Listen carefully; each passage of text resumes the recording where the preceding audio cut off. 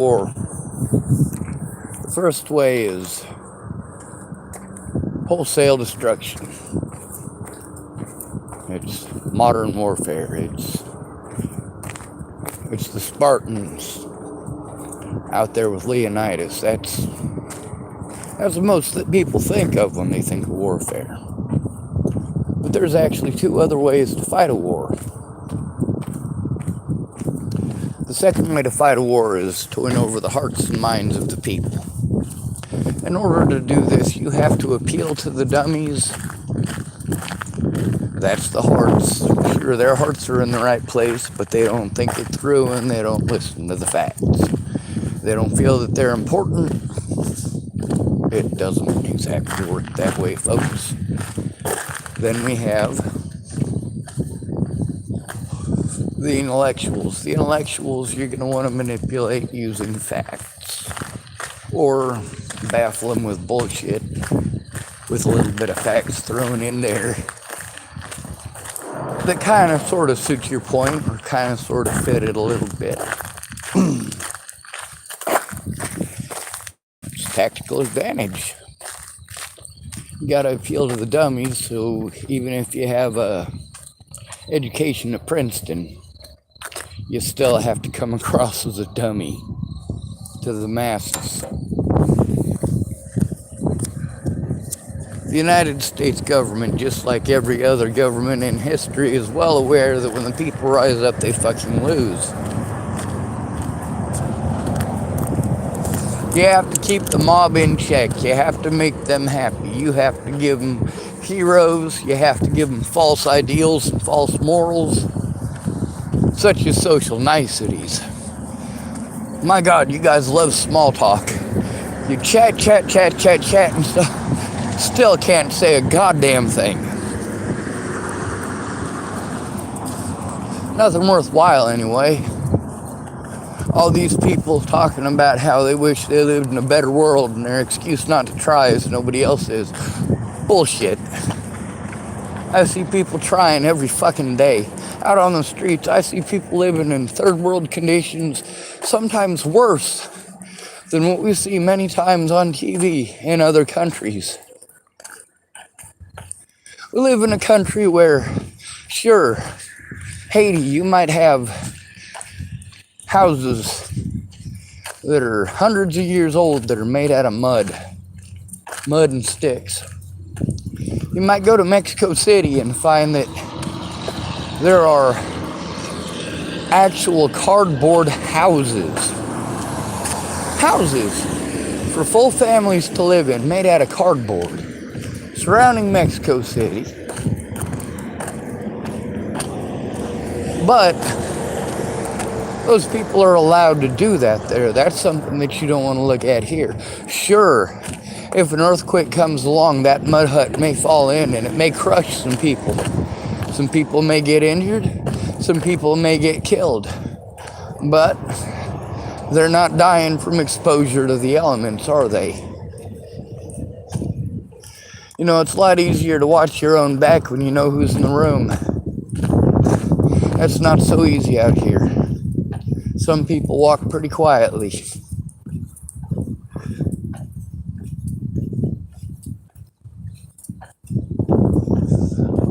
What's the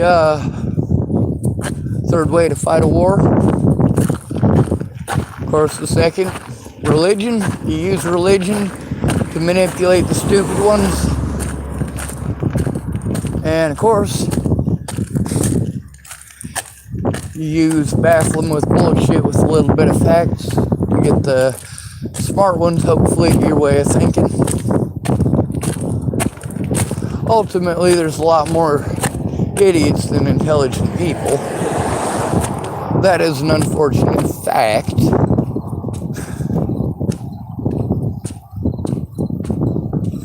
So it comes down to, rather than experience, it comes down to whether or not somebody has been able to convince you that it should be okay. It should be okay to do these things to the homeless because it should be okay to do this to the disabled because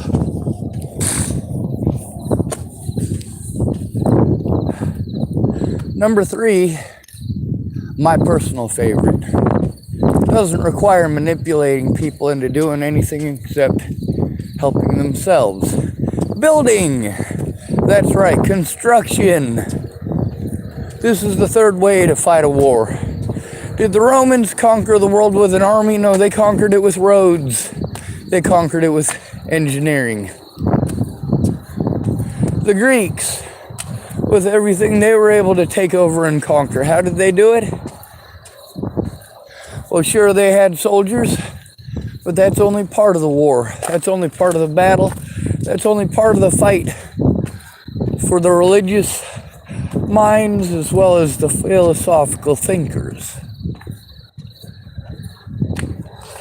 I see our world reverting back to where ancient Greece fought so hard to pull itself out of the darkness.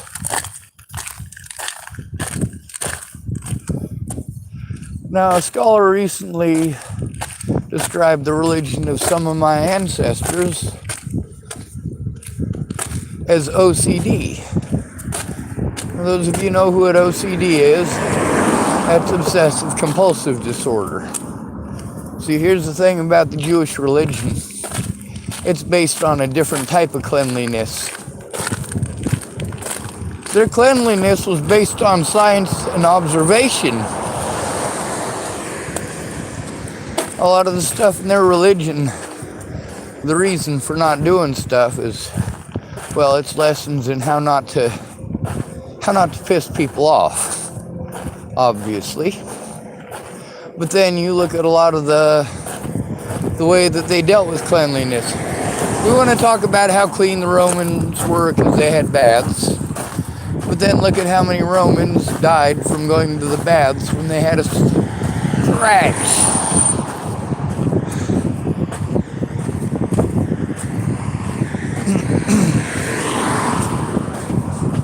Yeah, going to the Roman baths was very unhealthy. Also, everyone who wiped their backside did so with a sponge on a stick that was communal. So, if you went down to your local cat house and had yourself a randy time for the evening, well, you're going to go wipe yourself. She's going to go wipe herself in the same communal bathroom. You don't get to see anybody's bits and giblets because the Roman clothing as well as the Greek clothing prevented it. So it was a male and a female bathroom at the same time. No separators in the stalls. And people would just drop deuces, urinate, both men and women sat down to pee. No problem with dribble there. But everybody who used them toilets ended up with the same bumpies as one would get at the cat house. If you don't know what a cat house is, or you think it's something for your little feline friend, well, you're probably too young to be watching my videos. Anyway,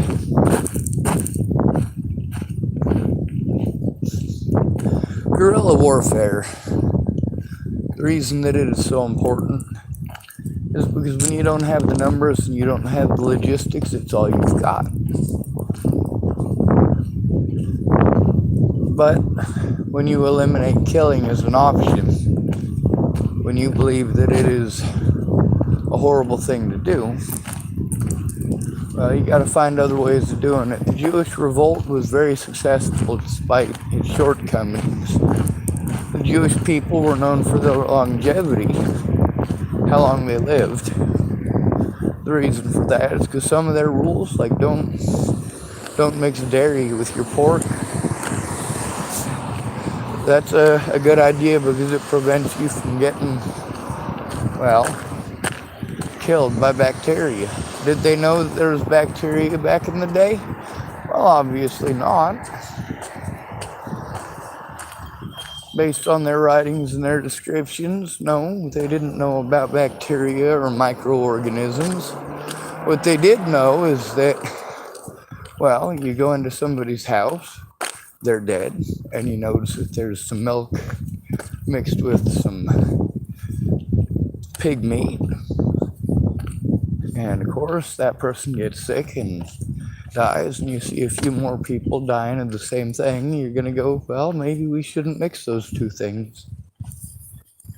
Other religions picked up on this.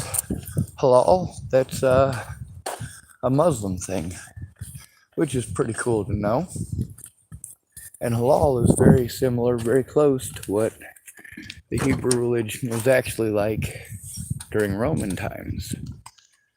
So a lot has changed. It's become a lot more cleanly.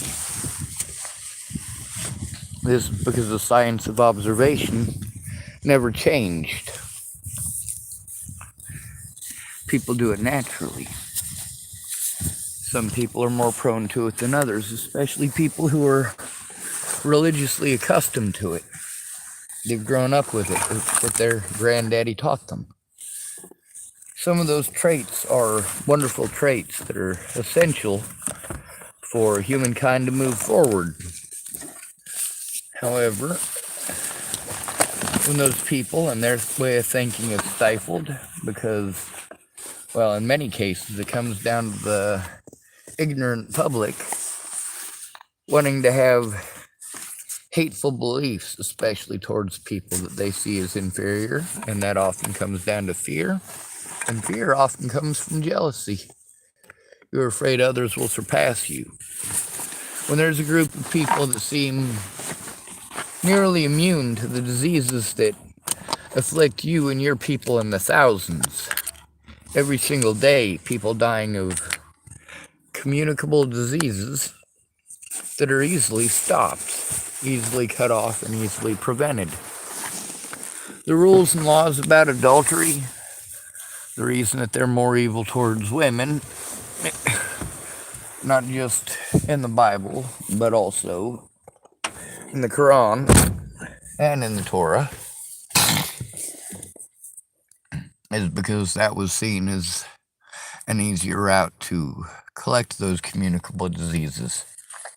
Part of the reason for that is because what they could see is that in many of these cases, women would be carriers and you could see it, and a woman, because of the lack of testosterone, this is believed to be a connection, but I don't know. I don't have a degree in communicable diseases, but you could see those things in women far earlier than you would see in a man. So even though a man could give a woman this disease, he might not show any symptoms of it until afterwards. So in many cases, a woman would exhibit the signs sooner, and that would let her know. And of course, then it's the woman who's spreading the disease because she's the first one to show signs of it. And of course, then we get down to the whole witch hunting thing, don't we? The guerrilla warfare that women fought in this country to try to get their rights acknowledged. Well, the quote-unquote mentally ill, well, they don't get to fight for those rights. The homeless don't get to fight for those rights. We're not allowed. This is what all these folks don't get, is that number one, I'm not allowed to do the things that they're allowed to do. Number two, the things that they're afraid of, the things that they're afraid might happen, I am enduring those things actually happening. So for people to listen to them and go, oh, well, these people are afraid. They're afraid that somebody might hurt them because of this and because of that. Well, Sean's not allowed to be afraid for his family. Sean's not allowed. I keep coming to YouTube hoping that the hearts and the minds thing is going to hopefully win someone over who will look at evidence. That's the second way of fighting a war, isn't it?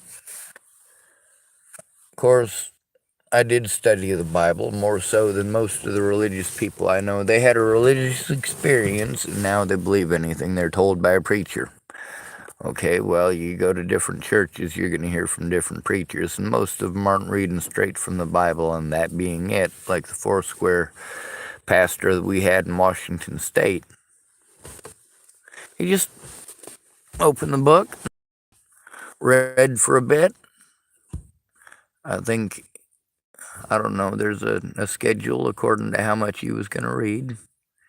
He usually didn't go over it. He tried to keep it in mind that there's an audience and there's a time limit, but he went through the whole thing. He didn't add his own version or his own variant. He didn't try to translate things for us. He just read the book. I like that.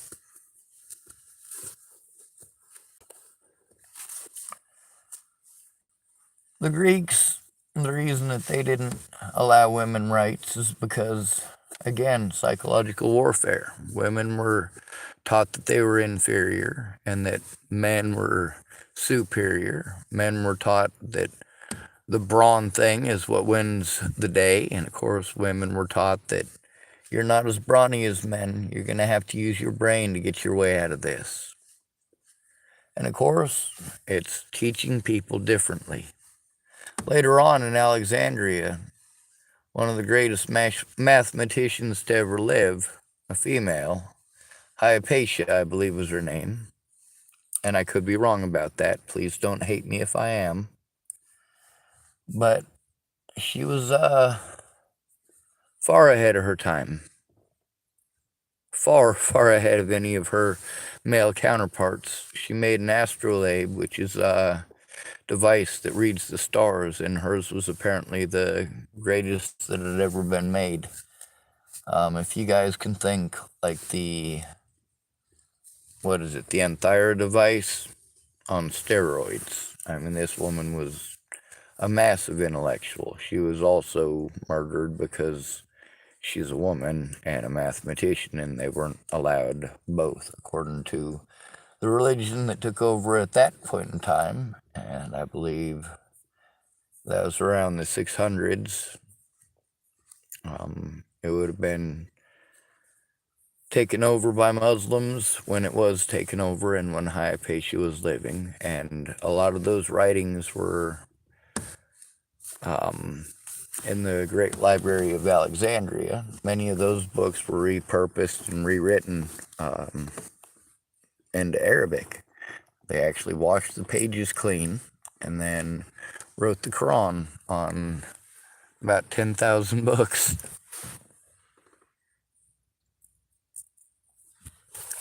For me to change the world by building, that's what I wanted to do. I wanted to take all of this death and destruction and turn it into something else. On my Facebook group, Trash to Treasures and Airplane Enthusiasts, I had a bit on there called Swords to Plowshares.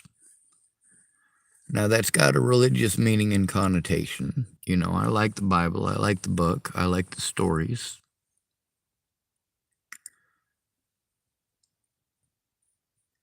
I wanted to take all these plastic bottles that we got.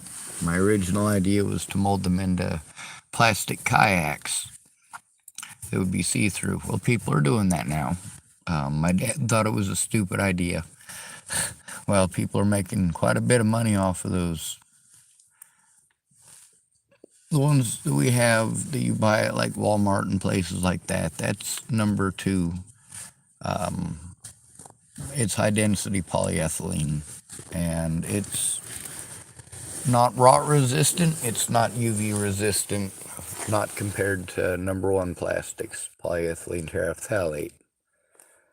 I learned how to make things. I learned different processes. I learned about riveting. I learned about flush mounting. I learned about how to split wood. I learned about when the best time of the year is to split wood if you're wanting to make stuff out of it that you want to be sturdy. You know, how to pick the right time of year and the right season to make sure the most sap is out of it, or the most sap is in it with the least amount of water, or the least amount of sap or water, depending on its application.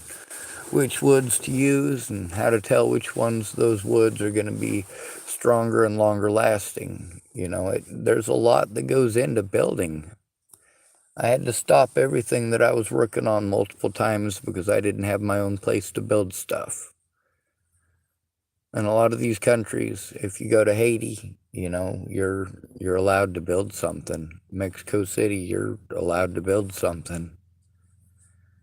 Here in America, you're not allowed. Oh, we have to keep this pristine for the rich people. We have to make sure that it's pristine for the animals. But then they destroy large swaths of those animals' land and habitat for those rich people. And we're told we can't use them. We can't use that land. We can't use that property. We can't have a mud hut. They're too dangerous. Well, not if you're a fucking intelligent human being. A lot of those structures are more structurally sound than anything else you're going to find. There's a lot of people who have built into the ground for thousands of years, and most of those structures, well, they still exist. You can still find them. They still find underground, untouched, underground caverns and even homes from Italy to, of course, South America and Central America and over in Europe, over in Asia, Africa. It don't matter. They're all over. Some of the stuff over in the Middle East is the coolest stuff that you're going to find, though, just because of the sheer quantity of fortresses that are underground. And they've found a few of them again in recent years. It was common for them to build them underground.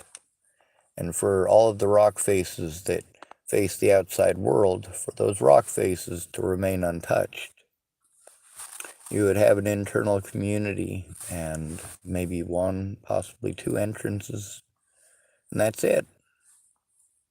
Nobody's even going to know you're there. A lot of the ones that were started during the Jewish rebellion against the Romans were later on used during the Crusades and, of course, during the Muslim occupation. And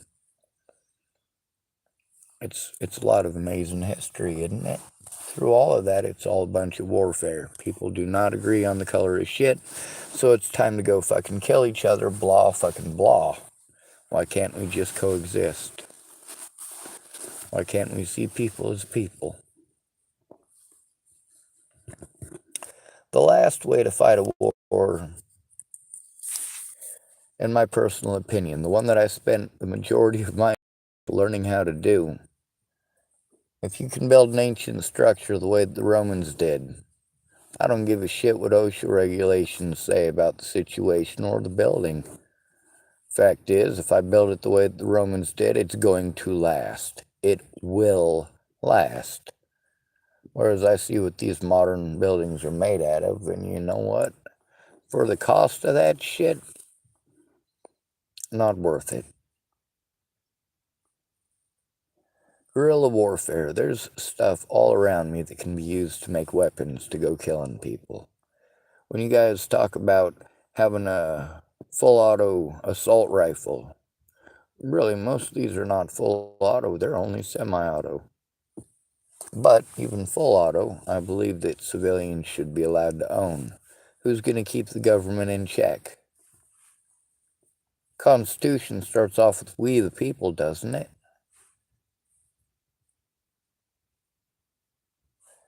That should mean we, as in all of us. When the police are hired goons who try to destroy broke people's lives because they might get sued if they actually do their fucking jobs. If they go after the actual criminals, well, the actual criminals might have the money to sue the fuck out of them. Well, going after a homeless person, blaming homeless people and trying to either A, inflate crime, or B, make it look as if you're actually catching the bad guys when really you're too fucking lazy to do your job and you just picked a fucking easy to victimize individual. You notice in rural towns, in many, many rural towns, the crime rate is higher than it is in cities.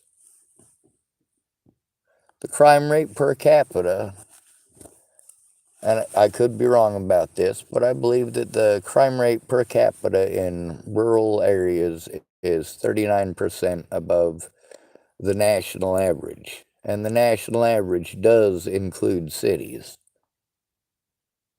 If you take cities out of that, well, there aren't very many major cities that have higher rates of crime than a small town. Of course, in a small town, you don't have to fucking break the law. You can just piss somebody off. They'll railroad you in the courts, no problem. Anyway, I'm gonna try to get some sleep. There's no guarantee it'll happen. As far as the first way to fight a war, as far as killing people, we don't have to do that if we can utilize number 2 and number 3. Number 3 is the most mighty, in my opinion.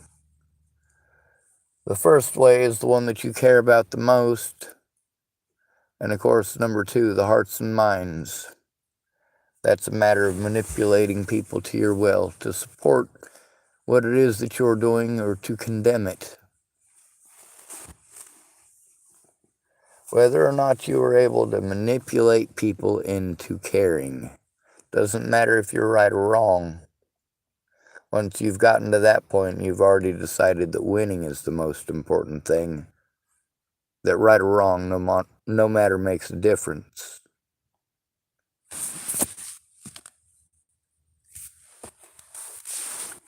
How I was treated differently from my predators. By law enforcement, by the public, and by the media. I've shown you the reasons why. I've shown you many other people who have endured these things. And that it is not just me. Anyway, it's good to be rid of you. Thanks for coming to visit. Stay out of trouble or don't get caught. Remember, you are your brother's keeper. And no victim left behind.